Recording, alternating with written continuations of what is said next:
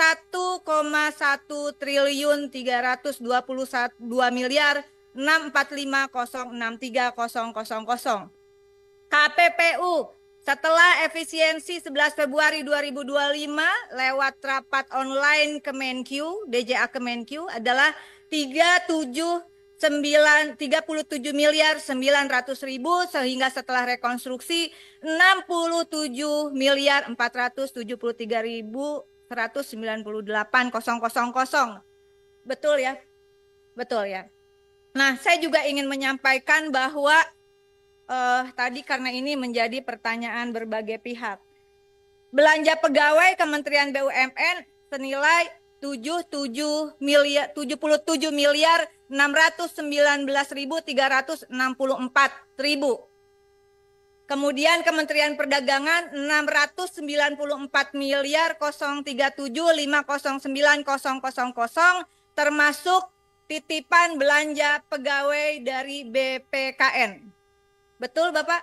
Kemudian KPPU belanja pegawai 46.898.893.000. Nah, kenapa saya sampaikan mumpung masih ada waktu, mohon tadi juga sudah disampaikan.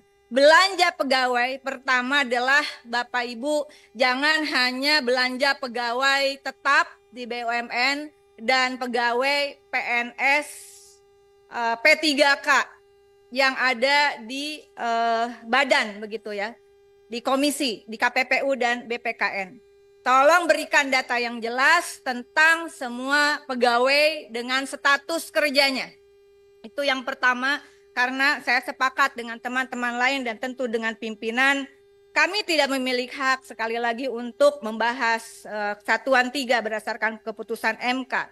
Tetapi kita juga bukan hanya menjaga Komisi 6, saya kira juga menjaga Presiden Republik Indonesia agar efisiensi ini karena terjadi di beberapa kementerian dan lembaga itu seolah-olah membuat orang kehilangan pekerjaan. Nah, oleh karena itu mohon nanti ini ada kesempatan besok. Jadi kalau misalnya tadi ini di luar P3K loh, ini di luar honorer loh. Ya ini di luar cleaning service loh. Pak, itu adalah termasuk pegawai. Meskipun seperti di Kementerian Koperasi masuk ke dalam postur belanja dan jasa. Tapi jasa itu kan orang, bukan barang. Sehingga segeralah Bapak buat konstruksi, barangkali bisa, bukan barangkali, Kementerian Keuangan jatah kepada Bapak Ibu di kementerian lembaga ini harus ditambah untuk belanja pegawai. Bahwa nanti ada efisiensi, reformasi birokrasi termasuk efisiensi sumber daya manusianya, menurut kami Ibu pimpinan itu setelah ini. Jangan sampai politik anggaran yang progresif ini kemudian membuat orang berimajinasi atau membangun skenario-skenario bahwa ini kacau balau, padahal sebetulnya izinkan oleh karena itu saya membaca tadi sudah disepakati dasar hukum kita adalah Perpres nomor 1 tahun 2025 tentang efisiensi belanja dalam APBN dan APBD tahun anggaran 2025.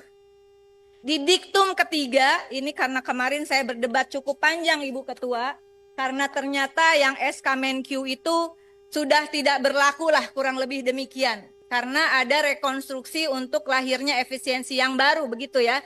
Namun demikian dasar hukum Inpres ini dengan adanya rekonstruksi melalui rapat online Dirjen Anggaran Kemenkyu, saya kira bukan yang ditangkap kemarin ya, mungkin perwakilannya ya Pak Erik ya. Karena DJA yang kemarin ditangkap dalam kasus Jiwasraya, sekalian Pak bagaimana statusnya di Komisaris Telkom. Nah ini dikatakan di dalam Inpres nomor 1 2025, mohon nanti kita analisis bersama. Di diktum ketiganya bahwa kurang lebih efisiensi diawali dengan identifikasi pertama, rencana efisiensi belanja kementerian lembaga sesuai besaran yang ditetapkan oleh Menteri Keuangan. Ini sudah ditetapkan oleh Menteri Keuangan. 11 Februari 2025. Namun yang ke diktum keduanya, diktum ketiga angka 2. Identifikasi rencana efisiensi sebagaimana dimaksud pada angka 1 yang oleh Menteri Keuangan sekurang-kurangnya terdiri atas belanja operasional perkantoran, belanja pemeliharaan, perjalanan dinas, bantuan pemerintahan, pembangunan infrastruktur, serta pengadaan peralatan dan mesin. Dengan demikian yang menjadi stressing hanya poin-poin di diktum ketiga angka kedua. Penyelesaian perkara, penyelidikan atau pengawasan yang dilakukan oleh Badan Konsumen maupun KPPU, menurut kami itu tidak masuk di dalam amanat Presiden ini. Sehingga Bapak sampaikan berapa kebutuhannya dan itu akan menjadi izin pimpinan.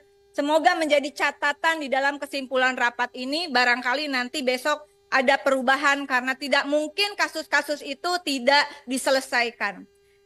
Diktum ketiga angka 3 adalah identifikasi rencana efisiensi oleh Menteri Keuangan di angka 1 tidak termasuk A. Belanja pegawai dan belanja bantuan sosial. Dengan demikian Bapak Ibu dan rasanya mohon dukungan dari pimpinan dan anggota Komisi 6. Perintah Presidennya jelas. Perintah Presidennya jelas. Ketika postur anggaran menyangkut belanja pegawai, apapun status kerjanya, masalah nanti ada efisiensi terhadap reformasi birokrasi dan pegawai tetap tidak tetap, itu urusan nanti saya kira. Jangan sampai chaos baru mau diefisiensi seolah-olah instruksi presidennya salah. Instruksi presidennya benar nih. Belanja pegawai tidak masuk ke dalam efisiensi. Oleh karena itu nanti menjadi catatan penting, izin pimpinan mohon dimasukkan ke dalam catatan. Segeralah Bapak Ibu dari kementerian dan lembaga yang hadir di sini berikan kepada kami Komisi 6 agar catatan untuk khususnya postur belanja pegawai apapun statusnya kita masukkan ke dalam kesimpulan. Kalau kurang tambahkan Pak. Namanya usaha ya Pak. Kemudian yang kasus-kasus di perlindungan konsumen dan persaingan usaha itu juga tolong Bapak diberikan catatan di atas seizin pimpinan kepada sekretariat dan menjadi bagian. Saya kira Komisi 6 ini bukan